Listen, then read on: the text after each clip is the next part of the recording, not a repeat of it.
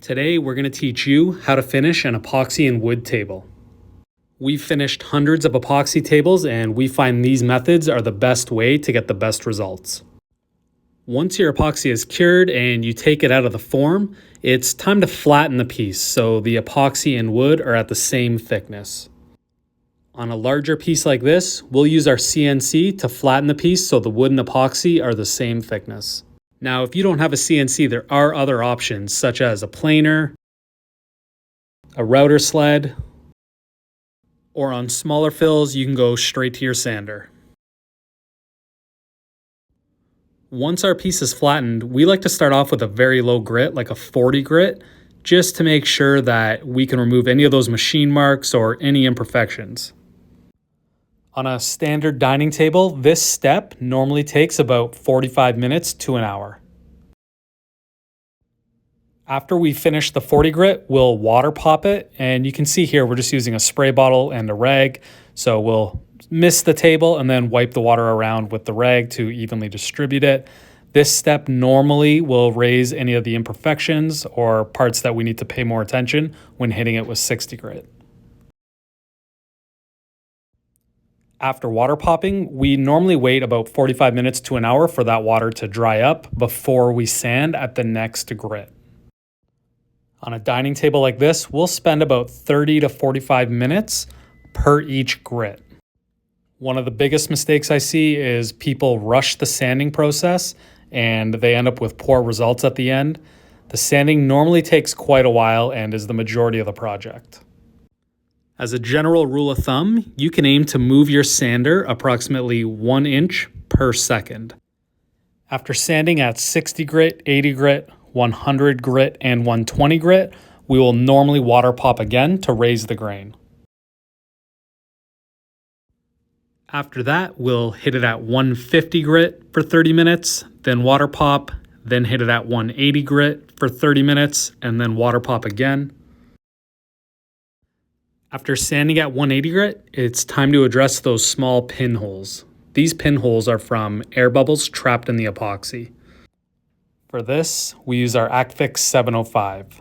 We start by putting the cyano glue into a small mixing cup. Then we add the same color pigment that we used in the initial pour, so this pour will match the original pour. After a quick mix, we'll use our mixing stick to fill all those voids. We find it best to place the cyano glue right next to the hole and let it drip in so that it doesn't trap air in there again, which would be exposed when you go to sand this epoxy off. After filling all the pinholes, we'll use the activator to give it a quick mist, which cures the epoxy and makes it ready to sand again. Sometimes you need to repeat this step a few times because when you're sanding the epoxy down, you may expose other air pockets. After we are happy with all our small fills, we'll normally hit the edges with the router. We normally give it a 1/4 inch round over, which gives it a nice smooth edge without taking too much away. Next up, we'll give it a quick water pop and then we'll sand all the edges and the top at 220 grit. We normally spend 45 minutes to an hour at 220 grit because you're going to want to give this step a little bit more attention and make sure everything's smooth and up to your standards. Lately, we've been using this Rubio Monocoat raw wood cleaner to give the table a wipe down before we oil. It's not totally necessary, but we find we get more consistent results when using it.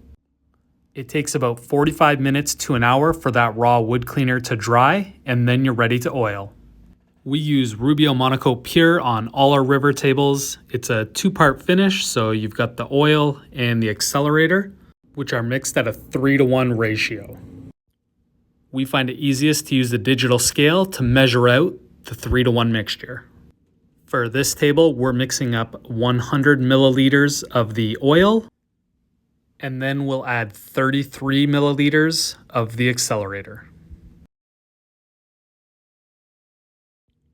Next up, we'll give our mixture a good mix, make sure the accelerator is thoroughly mixed with the oil, and then it's time to pour the oil onto our workpiece.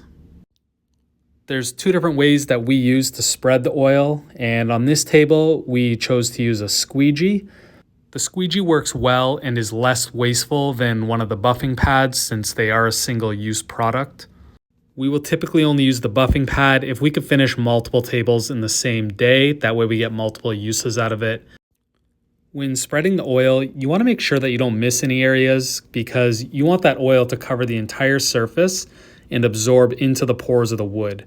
Sometimes you'll notice that some parts of the wood will look a little dry, and we'll normally give it another pass with oil there just to make sure that it absorbs the right amount. The working time on the Rubio is about 15 minutes, so if you don't think you can complete your project by oiling and wiping off the excess oil in 15 minutes, you're going to want to do your project in sections, which is okay because there's no lap marks between finishing different spots. It's important to finish both sides of your table. You want an even finish on both sides so that you don't get unequal airflow underneath, which may result in warping or twisting of the table. We always start with the underside of the table, wipe off the excess oil, then flip it over, and that's when we will do our top and all of our edges. And you're going to want to make sure that you check the underside of the table once you're doing that top side to make sure there's no drips underneath. Once you've spread your oil over the entire workpiece, it's time to wipe off the excess oil. We use wipe all shop towels to wipe off the excess oil, and the few key points here are to keep wiping until no more oil is coming up on your shop towels. One mistake people make is they don't wipe off enough of the excess oil, and you end up with a kind of gummy, unsmooth finish. It's important to dispose of the oil-soaked rags properly. These can spontaneously combust in the right conditions. Now, it's rare, but if it does happen, it could be detrimental. So we always lay ours flat out on the shop floor, let them dry overnight, and then dispose of them. Or we place them in a sealed metal drum that we keep outside that's full of water.